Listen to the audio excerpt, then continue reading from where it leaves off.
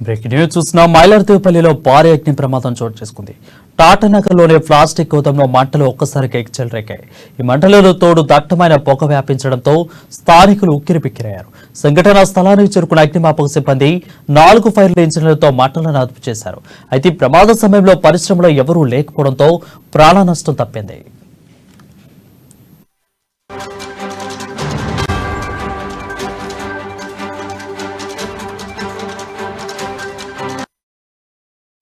Breaking news చూస్తున్నాం. మైలార్దేవపల్లిలో భారీ అగ్ని ప్రమాదం చోటు చేసుకుంది.